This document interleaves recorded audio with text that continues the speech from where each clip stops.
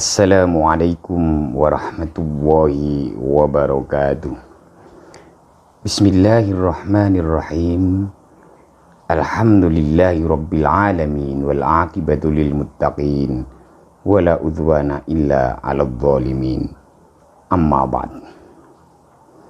Para pemirsa, sedulur-sedulur semuanya yang kami hormati dan yang kami muliakan. Pada kesempatan kali ini MTK Ru'yamu kembali melanjutkan kajian kitab Al-Adhkar An-Nawawi Al-Muntakhaba min Kalami Sayyidil Abrar karangan Imam Muhyiddin Abi Zakaria Yahya Ibn Sharaf An-Nawawi. Setelah kita kemarin pada pembahasan terakhir tentang membahas mengenai bagaimana hukumnya orang yang junub habis berhubungan suami istri dan juga orang yang haid setelah selesai dari haidnya tidak mendapatkan air untuk digunakan mandi besar sekaligus juga tidak menemukan debu yang dipergunakan untuk tayamum. Maka dalam hal ini kedua orang yang junub dan orang yang haid tadi tetap dianjurkan dan diperbolehkan sholat, tapi semuanya hanya sekedar lihurmatil waktu. Artinya apa? Jika dalam kondisi normal, dalam kondisi sudah ada air, otomatis juga nanti sudah ada debu, maka sholatnya harus i'adah, diulang atau minimal diqodho, diulangi lagi, disaur, ditambal atas apa yang dahulunya awalnya cuma dalam rangka sholat lihurmatil waktu. Nah, pada halaman berikutnya ini kita akan mengupas kajian selanjutnya, yaitu bagaimana etika berzikir. Jadi ini banyak sekali bab-babnya. Kita mulai saja faslun. Pada fasal pembahasan ini menjelaskan yang bagi sayukianya ayyakuna dzakiru, bagi orang yang berzikir ala akmalis sifati, diusahakan sayukianya dalam keadaan yang akmalis sifat, dalam keadaan yang benar-benar sempurna atau dalam kondisi yang sebaik-baiknya, akmalis sifat, tata caranya, etikanya dan seterusnya. Karena itu fa'ingkana jalisan, apabila zikirnya dengan jalisan, dengan duduk, fi maudhi'in, dalam satu tempat, istaqbalal kiblat, diusahakan, dianjurkan menghadap kiblat. Berarti ini kalau menghadap kiblat secara otomatis dalam konteks setelah selesai sholat berzikir, ini secara otomatis karena habis sholat, berarti sholatnya karena menghadap kiblat, maka dianjurkan kalau bisa berzikirnya dalam kondisi ketika menghadap kiblat. Wa jalasa, dan dalam kondisi duduk. Tidak boleh berzikir menyebut-nyebut asma Allah sambil lari-lari, sambil teriak-teriak, tapi usahakan dalam kondisi duduk. Ini penting. Jadi orang marah aja juga tidak diperbolehkan dalam kondisi marah. Makanya berzikir aja harus kondisi duduk. Duduknya mutadzallilan. Mutadzallilan ini bisa bermakna bersimpu atau menghinakan diri. Mutakhosian, diusahakan duduknya dalam kondisi khusyuk. Khusyuk ini bisa bermakna sakinah, tenang. Makanya di sini ditambahi mutakhosian bisakinatin, khusyuk dan tenang. Makanya makna daripada khusyuk itu ya tenang itu, sehingga sholat khusyuk itu ya sholat yang dengan tenang, menghayati makna-makna isi kandungan dalam ayat-ayat yang dibaca. Wawikorin ini bisa bermakna tadi itu menghinakan, kalau wawikorin itu menundukkan, mutrikon roksu, jadi kepalanya itu ditundukkan. Makanya kalau zikir sampai mengangkat terus, kepala diangkat, semangat itu jadinya tidak mendapatkan apa itu namanya, fadilah untuk berzikir tadi. Nah itu ya, jadi diusahakan etika dalam berzikir itu diusahakan dalam kondisi duduk dalam suatu tempat menghadap kiblat, terus dalam kondisi menghinakan merendahkan diri atau bersimpu dalam kondisi mutakhosian khusyuk bisakinatin dengan tenang, wawikorin tadi mutrikon roksuhu, maksudnya menundukkan kepala. Walau zakaro ala ghairi hadil ahwal, akan tapi seandainya berzikirnya itu ala ghairi hadil ahwal, berzikirnya dalam kondisi tidak demikian tadi, tidak dengan duduk, tidak dengan menghadap kiblat, tidak dengan duduk yang menghinakan diri, yang sakinah, yang khusyuk tadi, jaza, tetap aja diperbolehkan. Boleh, cuma ya kehilangan keafdolannya. Boleh, tidak harus dengan menghadap kiblat, tidak harus menundukkan kepala. Nah, ingat ya, wala karohata, dan tidak ada kemakruhan. Makruh di sini ya, maksudnya tidak dibenci, boleh-boleh saja. Wala karohah, tidak ada kemakruhan. Fi haqqi, ya dalam kenyataannya ya bolehlah, boleh zikir dengan tidak menghadap kiblat. Nah, oke, berarti bisa bermakna ini zikir setelah selesai sholat. Oke, kita lanjutkan dulu.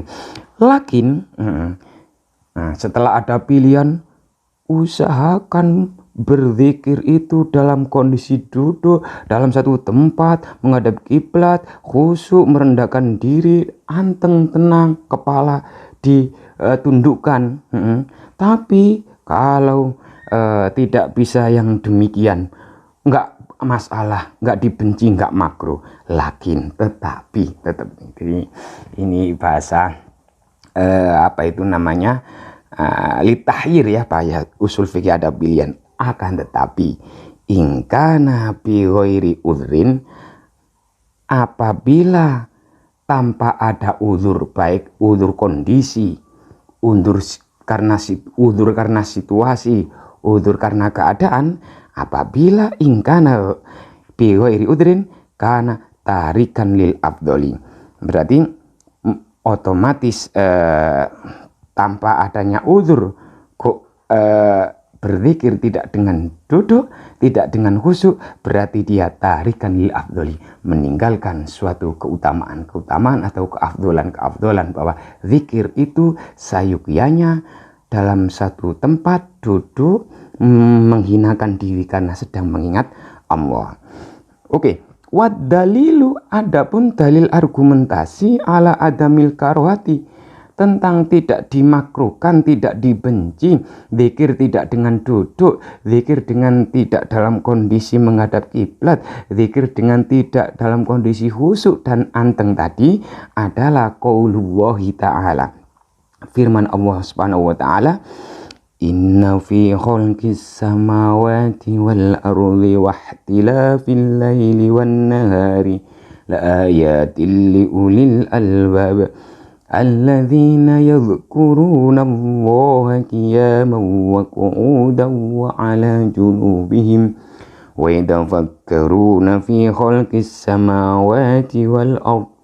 Insya Allah lanjutannya, Rabbana ma khalaqta hadza batila subhanaka faqina adzaban nar. Ini insya Allah ada dalam surat Ali Imran ayat 190 sampai 191, yang kalau diterjemahkan ini insya Allah hafalan kita waktu di MTS dulu, di sekolah-sekolah dasar dulu, bahwa inna fi khalqis samawati, sesungguhnya dalam penciptaan langit, wal ardi lan bumi, wahtilafil laili, dan silih bergantinya malam, wan nahari, pergantian malam dan siang, la ayatil liulil albab, yakti, sebagai bukti tanda-tanda kekuasaan Allah, liulil albab, bagi orang yang mau berpikir. Jadi albab, ulul albab ini bukan hanya orang yang mengerti, tapi mau merenungi, menghayati, meresapi.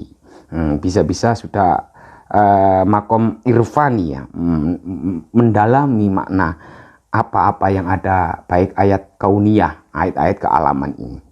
Nah, siapa itu ulul albab? Alladzina yadhkurunallaha qiyaman, yaitu orang-orang yang ingat kepada Allah qiyaman dalam kondisi berdiri, wa qu'udan lan dalam kondisi duduk, wa ala junubim dan dalam kondisi tidur. Junubim ini bisa bertidur miring. Kondisi tidur tetap ingat kepada Allah. Wa yatafakkaruna fi khalqis samawati wal ardh, tetap memikir-mikirkan, berangan-angan, berfilosof ya, berfilsafat. Ya Allah, inna wa yatafakkaru fi khalqis samawati wal ardh, dia berpikir, memikirkan dalam hal penciptaan langit dan bumi. Jadi gini, ayat ini berkaitan dengan asbabun nuzulnya, yaitu Rasulullah dalam ceritanya belum pernah sholat subuh sampai terlambat, atau bahasa kita itu agak kerinan, tidak seperti biasanya. Akhirnya Bilal itu kan dalam hadisnya, cerita itu, Bilal yang tukang adzan, Bilal bin Rabah ini mendatangi, menyusul Rasulullah. Lima tabki ya Rasulullah, itu posisinya Rasulullah sambil rebahan. Habis sholat malam terus rebahan, air matanya keluar ke pelipi dan telapak tangannya. Lima tabki ya Rasulullah, kenapa panjenengan menangis? Bukankah panjenengan sudah diampuni dosanya, baik yang lalu dan yang akan datang? Akhirnya gimana saya tidak menangis, wahai wahai Bilal bin Rabah. Baru saja semalam pas saya dalam kondisi enak-enaknya tidur bersama Aisyah, saya izin kepada Aisyah, ata'udhan, apakah kamu mengizini saya untuk detik ini saya tidak jadi tidur malam, maksudnya tidur malam ini bersama kamu? Ternyata Rasulullah dalam kondisi pas enak-enaknya tidur bergegas bangun, mencari air wudhu, terus sholat. Di tengah-tengah selesai sholat berdoa, berzikir sampai dia sampai beliau mendapatkan ayat yang surat Ali Imran ini turun. Artinya apa?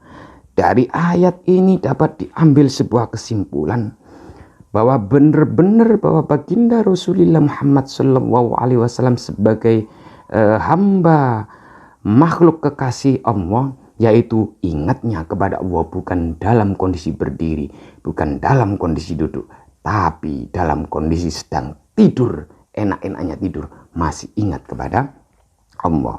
Ini kan sebuah ujian, pancingan. Oh bener, Muhammad ini kekasihku. Kita sebagai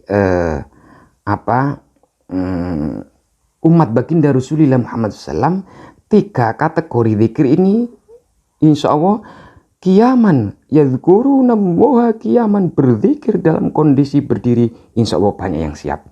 Taruhlah itu sholat, karena ingat kepada Allah kan, sholat itu berarti maksudnya ingat kepada Allah dalam kondisi berdiri. Wa qu'udan, ingat kepada Allah dalam kondisi duduk, minimal habis sholat berzikir, duduk di sebuah majelis taklim berzikir. Tapi wa ala junubin, yang ketiga ini berzikir dan ingat kepada Allah dalam kondisi pas enak-enaknya tidur. Inilah yang bagi umatnya belum bisa belum bisa meniru secara maksimal. Bahkan umatnya merasa keberatan kalau meniru Rasulullah enak-enaknya tidur tapi masih ingat kepada Allah. Nah, kami kira cukup. Besok insya Allah kita lanjutkan lagi pada pertemuan selanjutnya untuk membahas tema-tema lanjutan ini. Akhirnya sedikit ini mudah-mudahan ada manfaatnya. Wallahul muwaffiq wallahul musta'an wa ilaihi tuklan wal afu minkum. Assalamualaikum warahmatullahi wabarakatuh.